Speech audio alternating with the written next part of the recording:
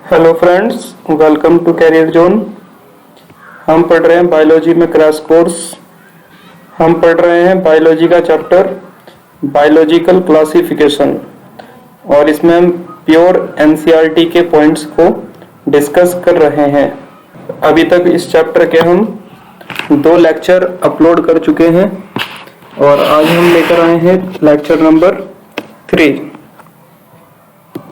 तो वीडियो को शुरू करने से पहले यदि आपने हमारे चैनल को सब्सक्राइब नहीं किया है तो चैनल को सब्सक्राइब कीजिए और साथ में बेल आइकन को भी प्रेस कीजिए और वीडियो को शेयर कीजिए, ज़्यादा से ज़्यादा लाइक कीजिए। और यदि आपको कुछ समझ में ना आए चैप्टर में तो आप कमेंट करके पूछ भी सकते हैं, मैं आपको रिप्लाई जरूर दूंगा। तो चलिए शुरू करते हैं आज की वीडियो। आज हम पढ़ेंगे किंगडम मोनेरा को। ठीक है बच्चों, किंगडम मोनेरा। तो क्या होता है किंगडम मोनेरा? मोनेरा के अंदर जितने भी टाइप के ऑर्गेनिजम्स पाए जाते हैं वो सब क्या होते हैं? प्रोकैरियोटिक होते हैं। ये बात हम सेकंड लेक्चर में भी पढ़ चुके हैं। मोनेरा के अंदर आने वाले जितने भी ऑर्गेनिज्म हैं वो सब प्रोकैरियोट्स होते हैं और इनके अंदर सेलुलर बॉडी ऑर्गेनाइजेशन पाया जाता है। मतलब इनके अंदर आपको टिश्यूज या फिर टिश्यू सिस्टम, ऑर्गन ये सब देखने को नहीं मिलते। ये केवल सिंगल सेल्ड ऑर्गेनिज्म होते हैं। तो सेलुलर बॉडी ऑर्गेनाइजेशन होता है मोनेरा का। और बच्चों इनकी जो सेल वॉल होती है वो सेलुलोज की बनी हुई नहीं होती है। ठीक है ना। मोनेरा जितने भी होते हैं, मोनेरन्स बैक्टीरिया आते हैं इनके अंदर, तो उनकी सेल वॉल सेलुलोज की बनी हुई नहीं होती है। तो हम कहेंगे नॉन सेलुलोसिक सेल वॉल पाई जाती है। नेक्स्ट पॉइंट देखिए, मोड ऑफ न्यूट्रिशन। तो मोड ऑफ न्यूट्रिशन हम पिछले लेक्चर में भी पढ़े थे। तो इनके अंदर आपको हाई डाइवर्सिटी देखने को मिलती है मोड ऑफ न्यूट्रिशन को लेकर, क्योंकि मोनेरन्स ऑटोट्रोफिक भी होते हैं। मतलब ये अपना फूड खुद से बना सकते हैं, या तो ये कीमो ऑटोट्रोफिक होंगे, मतलब ये केमिकल्स का यूज करके अपना फूड को बनाएंगे, या फिर ये फोटो ऑटोट्रोफिक होंगे, मतलब अपना फूड को बनाएंगे ये लाइट का यूज करके।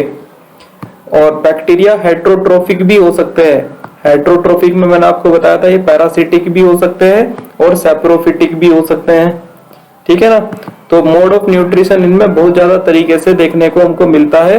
तो हम यहाँ पर कह सकते हैं कि हाईएस्ट डाइवर्सिटी देखने को मिलती है मोनेरन्स के अंदर। तो ये क्वेश्चन इंपॉर्टेंट है एग्जामिनेशन के लिए। क्वेश्चन आता है कि सबसे ज्यादा high diversity mode of nutrition के टर्म्स में किस किंगडम के अंदर पाई जाती है? तो मोनेरन्स के अंदर हाई डाइवर्सिटी आपको देखने को मिलेगी मोड ऑफ न्यूट्रिशन के लिए। ठीक। अगर हम बैक्टीरिया की सेल वॉल की बात करें तो बैक्टीरिया की जो सेल वॉल है वो पॉलीसैकेराइड की बनी हुई होती है। पॉलीसैकेराइड क्या है? एक प्रकार का कार्बोहाइड्रेट होता है एंड अमीनो एसिड। ठीक है ना। अमीनो एसिड्स और पॉलीसैकेराइड से मिलकर इनकी सेल वॉल बनी होती है। तो इसको हम क्या बोलते हैं? पेप्टिडोग्लाइकन। जो यहाँ पर पेप्टिडो वर्ड आ रहा है ये प्रोटीन के लिए आ रहा है। ठीक है ना। और प्रोटीन की यूनिट क्या होती है? Amino acid. और ग्लाइकन वर्ड आ रहा है आपका कार्बोहाइड्रेट के लिए, ये पॉलीसैकेराइड के लिए। तो बैक्टीरिया की सेल वॉल बच्चों किसकी बनी होती है? पेप्टिडोग्लाइकन। यदि ये लिखा हुआ आ गया तो इस पर टिक लगा देना, और यदि अलग अलग लिखा हुआ आ जाए कि पॉलीसैकेराइड और अमीनो एसिड की बनी होती है तो इस पर हम क्लिक कर देंगे। ठीक है। नेक्स्ट है हमारा कि जो मेंबर्स है किंगडम मोनेरा के, उनके अंदर कौन से मेंबर आते हैं? आपके बैक्टीरिया आते हैं। मोनेरा किंगडम के अंदर जो मेंबर्स हैं वो बैक्टीरिया आते हैं। ठीक है। और ये मोस्ट अबंडेंट माइक्रो ऑर्गेनिज्म है, मतलब संख्या में सबसे ज्यादा पाए जाने वाले माइक्रो ऑर्गेनिज्म कौन है? बैक्टीरिया या फिर मोनेरन्स होते हैं। ठीक है। बैक्टीरिया को ग्रुप किया गया है 4 कैटेगरी में। ठीक है ना। किसके बेस पर? शेप के बेस पर। तो बैक्टीरिया की शेप के बेस पर इनको 4 कैटेगरी के अंदर डिवाइड किया गया है। कौन कौन सी शेप होती है? पहली शेप का नाम है कोकस। ठीक है ना। कोकस का मतलब होता है स्फेरिकल शेप। कोकस का मतलब होता है स्फेरिकल शेप। दूसरी होती है बैसिलस। बैसिलस का मतलब होता है रोड शेप। जो रोड शेप बैक्टीरिया होंगे उनको बैसिलस कहेंगे, और जो स्फेरिकल होंगे, गोल होंगे, उनको हम कोकस कहेंगे। तीसरी शेप होती है विब्रियो।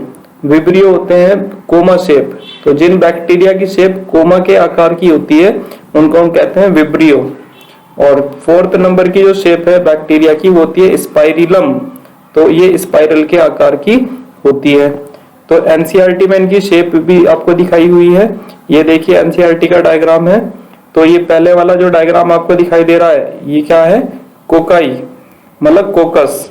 और कोकस की शेप कैसी दिखाई दे रही है आपको, स्पेरिकल, ये सब गोल गोल है। फिर दूसरे हैं तुम्हारे बैसिलाई, मतलब ये बैसिलस है। तो इनकी शेप कैसी दिखाई दे रही है आपको, ये रोड शेप आपको दिखाई दे रहा है, सब रोड शेप बैक्टीरिया है। फिर आप तीसरा देखो स्पाइरिला, तो ये स्पाइरिलम हो गया, ठीक है ना। और इनके पास देखो फ्लैजिला भी पाया जाता है। तो जिन बैक्टीरिया में फ्लैजिला होता है वो है तुम्हारे स्पाइरिला, ठीक है। और फोर्थ शेप में आपको दिया है विब्रियो, मतलब विब्रियो हो गया तुम्हारा कोमा शेप। अब इन बैक्टीरिया की शेप देखो कोमा के आकार की आपको दिखाई दे रही है, ठीक है। तो शेप के बेस पर बैक्टीरिया कितने प्रकार के होते हैं, 4 प्रकार के, कोकस, बैसिलस, विब्रियो और स्पाइरिलम। बैक्टीरिया जो ग्रुप होता है, ठीक है ना, इसमें हमको मोस्ट एक्सटेंसिव मेटाबॉलिक डाइवर्सिटी देखने को मिलती है। मतलब सबसे ज्यादा प्रकार का मोड ऑफ न्यूट्रिशन भी बैक्टीरिया इनके पास है, बैक्टीरिया के पास। और इनके पास मोस्ट एक्सटेंसिव मेटाबॉलिक डाइवर्सिटी भी देखने को मिलती है, ठीक है। तो ये सब इंपॉर्टेंट पॉइंट्स है मोनेरा के लिए। तो और कुछ इंपॉर्टेंट पॉइंट्स देखते हैं। मोनेरा ग्रुप को 2 कैटेगरी में बांटा गया है। एक होती है आर्की बैक्टीरिया और दूसरा है यू बैक्टीरिया, ठीक है ना। आर्की बैक्टीरिया और यू बैक्टीरिया में डिवाइड करा गया है मोनेरा को। तो आर्की बैक्टीरिया को पढ़ते हैं हम। आर्की बैक्टीरिया क्या होते हैं, they live in some of the most harsh habitat. जो आर्की बैक्टीरिया होते हैं वो आपको हार्श हैबिटेट में मिलते हैं, जहां पर सामान्य रूप से कोई ऑर्गेनिज्म सरवाइव नहीं कर सकता, वहां पर कौन मिल जाते हैं आपको, आर्की बैक्टीरिया मिल जाते हैं। तो ये आपके अब इन फिर आर्की बैक्टीरिया किस किस प्रकार के, ये हेलोफाइल्स हो सकते हैं। हेलोफाइल्स हम आर्की बैक्टीरिया को कहते हैं जो आपको सोल्टी एरिया में देखने को मिलते हैं। हेलो का मतलब होता है सोल्ट्स, ठीक है ना। तो जो आपको सोल्टी एरिया में मिलते हैं बैक्टीरिया उनको हम क्या बोलते हैं, हेलोफाइल्स। दूसरे प्रकार के होते हैं थर्मो एसिडोफाइल्स। तो थर्मो का मतलब होता है टेम्परेचर और एसिडो का मतलब है एसिड। तो मींस ऐसे बैक्टीरिया जो आपको हॉट स्प्रिंग्स में हाई टेम्परेचर में देखने को मिलते हैं। जो हॉट स्प्रिंग्स होते हैं इनको हम कहते हैं, ये गर्म झरने होते हैं पानी के, ठीक है ना। और यहाँ पर टेम्परेचर जो होता है वाटर का वो 100 डिग्री सेल्सियस से भी ज्यादा आपको देखने को मिलता है। तो इतने हाई टेम्परेचर पर भी ये बैक्टीरिया सरवाइव करते हैं। तो और एसिडोफाइल्स का मतलब है कि हाईली एसिडिक मीडियम होने पर भी ये बैक्टीरिया सरवाइव कर लेते हैं। मतलब अगर पीएच 1 हो, पीएच 2 हो तो ये हाई पीएच माना जाता है। तो हाई पीएच पर भी ये सरवाइव कर लेते हैं। तो थर्मो एसिडोफाइल्स ऐसे बैक्टीरिया है जो हाई टेम्परेचर से भी रेजिस्ट है और हाईली एसिडिक इन्वायरमेंट से भी रेजिस्ट होते हैं। तीसरे प्रकार के हैं मैथेनोजेंस। मैथेनोजेंस ऐसे बैक्टीरिया होते हैं जो मार्शी एरिया में पाए जाते हैं। मार्शी एरिया होते हैं आपके दलदली एरिया, ठीक है ना। जो मार्शी एरिया में मिलते हैं उनको हम मैथेनोजेंस कहते हैं। और बच्चों जो मैथेनोजेंस होते हैं, ठीक है ना, मैथेनोजेंस ये कहां पर पाए जाएंगे आपके, मैथेनोजेंस पाए जाते हैं gut of several ruminant animals. Ruminant animals होते हैं जो जुगाली करने वाले एनिमल्स होते हैं, ठीक है ना, जो अपना मुंह चलाते रहते हैं लगातार, उनको रूमिनेंट एनिमल्स कहते हैं। जैसे कि काव और बुफेलोज, आपने देखा होगा काव और बुफेलो जो होता है ना वो अपने मुंह को चलाते रहते हैं लगातार, तो उनको रूमिनेंट एनिमल्स कहते हैं। तो मैथेनोजेंस इनके गट में, गट का मतलब हो गया इनका जो डाइजेस्टिव ट्रैक है, इंटेस्टाइन या फिर स्टमक में ये बैक्टीरिया मिलते हैं। और ये बैक्टीरिया क्या करते हैं, मैथेन गैस को प्रोड्यूस करते हैं। और मैथेन गैस बायोगैस का एक मेजर कंपोनेंट मानी जाती है। बायोगैस को गोबर गैस भी कहते हैं और उसका मेन कंपोनेंट कौन होता है, मैथेन। और ये मैथेन को कौन प्रोड्यूस कर रहा है यहाँ पे, मैथेनोजेंस, ठीक है ना। फ्रॉम द डंग, जो इनका गोबर होता है, इनके गोबर से हम बायोगैस को बना सकते हैं, ठीक है ना। इन एनिमल्स के गोबर से मैथेन गैस को प्रोड्यूस किया जा सकता है।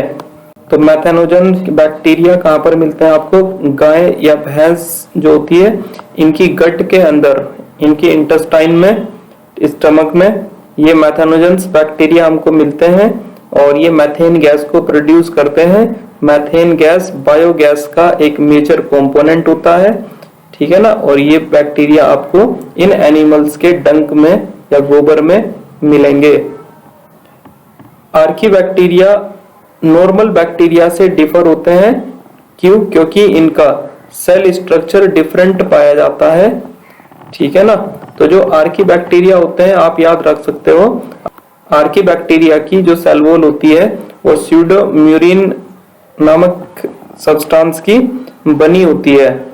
वैसे क्वेश्चन एग्जाम में नहीं आता है कि किसकी बनी हुई है सेल वॉल, वैसे आपको याद रखना है आर्की बैक्टीरिया का जो सेल वॉल स्ट्रक्चर है वो नॉर्मल बैक्टीरिया की सेल वॉल के स्ट्रक्चर से डिफरेंट होता है।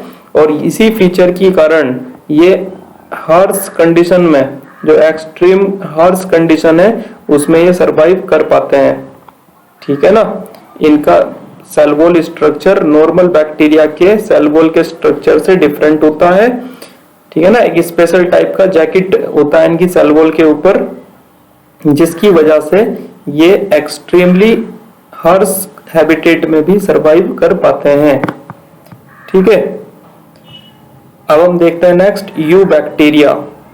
तो यू बैक्टीरिया क्या है? इनको हम ट्रू बैक्टीरिया भी कहते हैं, ठीक है ना। ये मोनेरा का दूसरा ग्रुप है, मैंने अभी बताया ना, मोनेरा को दो कैटेगरी में बांटा गया है, एक आर्की बैक्टीरिया, दूसरा यू बैक्टीरिया। अभी हमने आर्की बैक्टीरिया को पढ़ा। आर्की बैक्टीरिया कहाँ पर मिलते हैं आपको? हार्श हैबिटेट में मिलते हैं। और ये आपके पास दूसरे यू बैक्टीरिया, इनको हम ट्रू बैक्टीरिया कहते हैं। बायोलॉजी में जो वर्ड EU से स्टार्ट होता है, इसका मतलब होता है ट्रू, ठीक है ना। तो यू बैक्टीरिया मतलब ट्रू बैक्टीरिया है। और characterised by the presence of rigid cell wall, और इनकी सेल वॉल रिजिड पाई जाती है, ठीक है ना। तो इनकी सेल वॉल जो है तुम्हारी किसकी बनी होगी? पेप्टिडोग्लाइकन की बनी होगी। और ये बैक्टीरिया मोटाइल अगर है तो इनके पास क्या पाया जाएगा? फ्लैजिला। तो फ्लैजिला इनके पास प्रेजेंट होता है, फ्लैजिला की हेल्प से ही ये मूव कर पाते हैं, ठीक है। यू बैक्टीरिया के अंदर हमारे आते हैं साइनोबैक्टीरिया, ठीक है ना। साइनोबैक्टीरिया को हम ब्लू ग्रीन एल्गी भी कहते हैं, साइनोबैक्टीरिया को हम ब्लू ग्रीन एल्गी भी कहते हैं। और इनके पास क्लोरोफिल ए होता है। जो ब्लू ग्रीन एल्गी है मतलब ये तुम्हारा फोटोसिंथेसिस करेंगे हायर प्लांट्स की तरह, ठीक है ना। हायर प्लांट्स के अंदर भी क्लोरोफिल ए पाया जाता है। और ये ऑटोट्रोपिक होते हैं, मतलब अपना ये फूड फोटोसिंथेसिस करके लाइट की प्रेजेंस में फोटोसिंथेसिस करेंगे, मतलब ऑटोट्रोपिक होंगे। साइनोबैक्टीरिया, ब्लू ग्रीन एल्गी कहते हैं इनको, और ये ऑटोट्रोपिक है। कहाँ पर ये पाए जाते हैं? तो आपको ये फ्रेश वाटर में भी मिलते हैं, मराइन वाटर में भी मिलते हैं, मतलब समुद्र में मिलेंगे, और ये आपको लैंड पर भी मिल जाते हैं, टेरेस्ट्रियल। तो साइनोबैक्टीरिया लैंड पर भी मिलते हैं, समुद्र में भी मिल जाते हैं, और ये फ्रेश वाटर में भी मिलते हैं। फ्रेश वाटर होता है आपका जैसे कि पॉन्ड हो गया या फिर रिवर हो गई, ठीक है ना, ये फ्रेश वाटर होता है यहाँ पे, और मराइन वाटर होता है समुद्र में। The colonies are generally surrounded by gelatinous sheath. तो इनकी कॉलोनी के ऊपर एक कवरिंग चढ़ी होती है जिलेटिन की, ठीक है ना। जिलेटिन एक ऑर्गेनिक कंपाउंड है, तो उसकी कवरिंग चढ़ी रहेगी इनकी कॉलोनीज के ऊपर। They often form Bloom in polluted water bodies. तो ये क्या करते हैं? पानी को, जहां पर ये पानी में जब ग्रो करते हैं, ये एक डायग्राम देखिए आप, यहाँ पर एक पानी में कितनी सारी आपको ब्लू ग्रीन एल्गी देखने को मिल रही है। और इतना इन्होंने यहाँ पर एक तरीके से आतंक मचा दिया है पानी के ऊपर, और पानी को बिल्कुल क्या कर दिया है? पॉल्यूटेड कर दिया है, ठीक है ना। तो ये एक लेयर बना लेते हैं जब पानी के ऊपर, तो फिर पानी के अंदर इन्वायरमेंट से हमारे ऑक्सीजन भी अंदर नहीं जा पाती है, और ऑक्सीजन का लेवल पानी के अंदर कम हो जाता है, और जिससे जो एक्वाटिक लाइफ है वो भी खतरे में आ जाती है। तो ब्लूम का मतलब है यहाँ पर बाहर आना एक तरीके से। तो देखो, देख रहे हो ना डायग्राम में, साइनोबैक्टीरिया की बाहर आई हुई है एक तरीके से। तो ब्लूम इन पोल्यूटेड वाटर बॉडीज, जितनी भी पोल्यूटेड वाटर बॉडीज होगी वहां पर ये बहुत ज्यादा संख्या में ग्रो करेंगे। ठीक है, नेक्स्ट देखते हैं कीमोसिंथेटिक ऑटोट्रोफिक बैक्टीरिया जो होते हैं, ठीक है ना, जो केमिकल से अपना फूड बनाते हैं, वो ऑक्सीडाइज करते हैं इनऑर्गेनिक सब्सटेंसेस को। इनऑर्गेनिक सब्सटेंसेस कौन से हैं? जैसे कि नाइट्रेट्स, नाइट्राइट्स और अमोनिया, ठीक है ना, ये सब इनऑर्गेनिक सब्सटेंसेस है। तो इन इनऑर्गेनिक सब्सटेंसेस को ऑक्सीडाइज करके जो एनर्जी रिलीज होती है इस प्रोसेस के दौरान, उस एनर्जी को ये एटीपी प्रोडक्शन में कन्वर्ट कर देते हैं, ठीक है ना। तो chemosynthetic autotrophic bacteria inorganic substances such as nitrate, nitrite और अमोनिया को ऑक्सीडाइज करते हैं, और जो इस प्रोसेस में एनर्जी रिलीज होती है उस एनर्जी का इस्तेमाल वो एटीपी के प्रोडक्शन में कर लेते हैं। साइनोबैक्टीरिया जो होते हैं वो एटमॉस्फेरिक नाइट्रोजन को फिक्स करते हैं, और नाइट्रोजन फिक्स करने के लिए इनके पास स्पेशलाइज्ड सेल्स पाई जाती है, जिनको हम क्या बोलते हैं?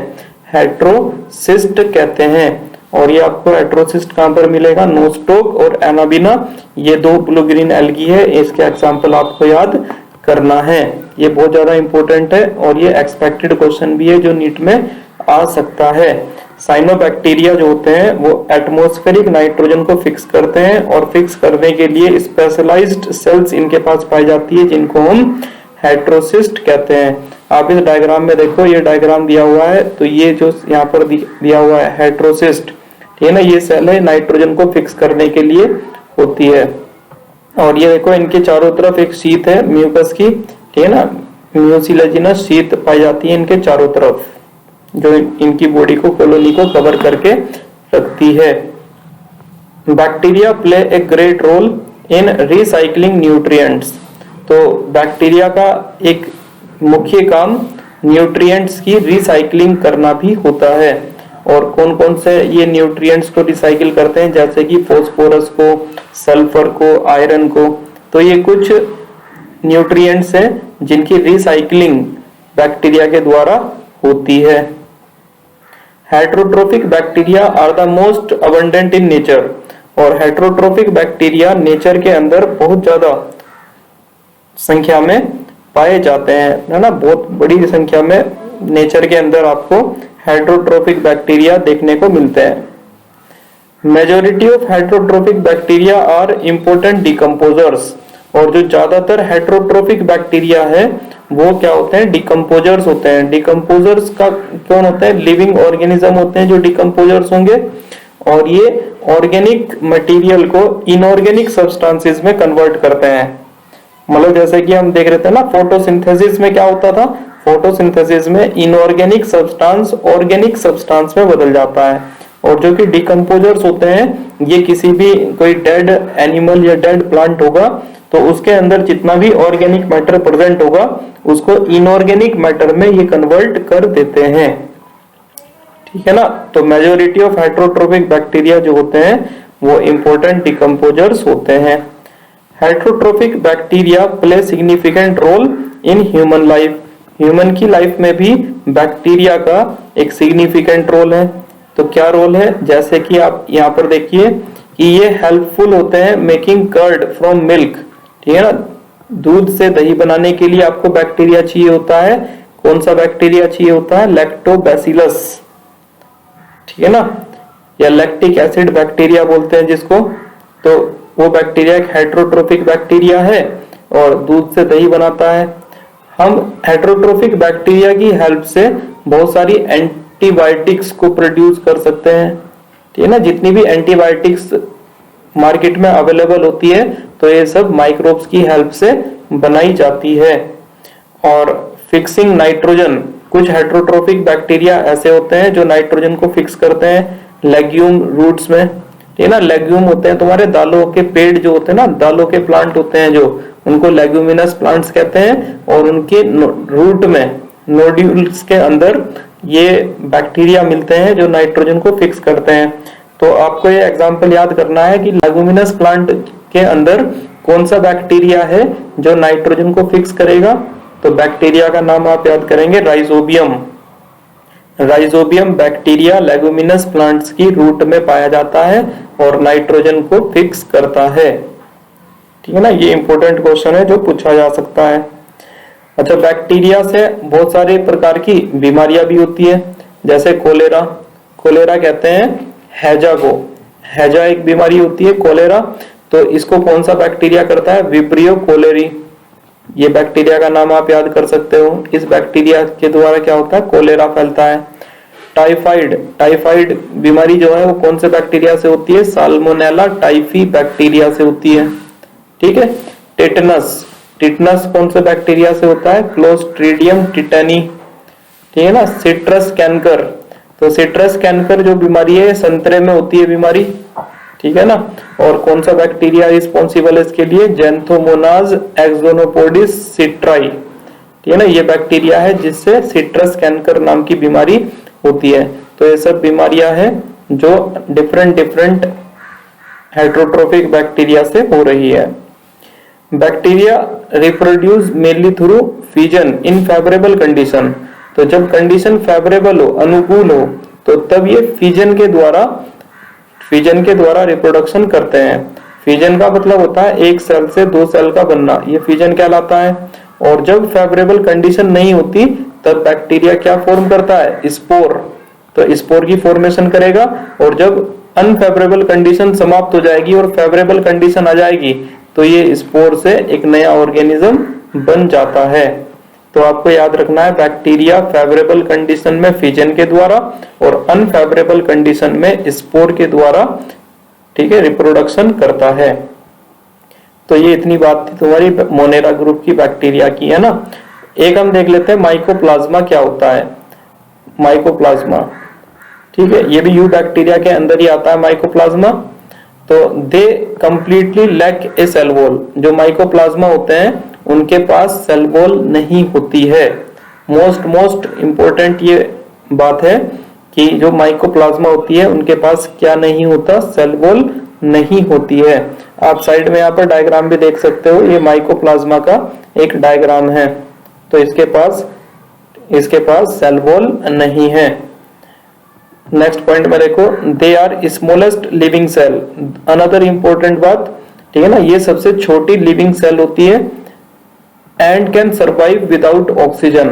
और ये थर्ड मोस्ट इंपॉर्टेंट बात, ठीक है ना। तो इन दो लाइनों में 3 क्वेश्चंस यहाँ पे आपसे पूछे जा सकते हैं कि पहला याद रखना है आपको कि जो माइकोप्लाज्मा होती है उनके पास सेल वॉल नहीं होती। दूसरी इंपॉर्टेंट बात, ये सबसे छोटी लिविंग सेल्स होती है। और तीसरी इंपॉर्टेंट बात कि ये बिना ऑक्सीजन के भी सरवाइव कर सकती है। और many mycoplasma are pathogenic in animals and plants. मतलब ये कुछ एनिमल्स और प्लांट्स को बीमार भी कर देती है, पैथोजेनिक नेचर की होती है। पैथोजेनिक का मतलब होता है ऐसे ऑर्गेनिज्म जो डिजीज कोज करते हैं। डिजीज कोजिंग एजेंट्स को हम बोलते हैं पैथोजेंस। ठीक है, तो यहाँ पर हमारा किंगडम मोनेरा समाप्त हो जाता है एनसीईआरटी के अकॉर्डिंग। ठीक है ना। और इसी में से जितना आपको बताया गया है, इसी में से कोई एक्सपेक्टेड क्वेश्चन बनेगा। तो ये सारे पॉइंट्स मोस्ट इंपोर्टेंट पॉइंट्स हैं, आप इनको एक बार जरूर रिवाइज करें और साथ साथ अपनी कॉपी में नोट्स को बनाएं। ठीक है ना, इनको नोट करें जिससे आप बाद में आप इनको रिवाइज भी कर सकें। क्वेश्चन आने के चांसेस जो है वो इसी स्लाइड में से हैं। अगर मोनेरा से कोई क्वेश्चन पूछा जाएगा एग्जाम में तो उम्मीद है कि इन्हीं पॉइंट्स में से कोई ना कोई क्वेश्चन आपसे पूछा जाएगा।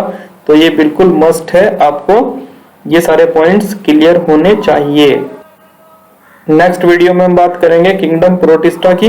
तो यदि आपको वीडियो पसंद आई हो तो आप चैनल को सब्सक्राइब करिए और वीडियो को ज्यादा से ज्यादा शेयर कीजिए। Thank you very much.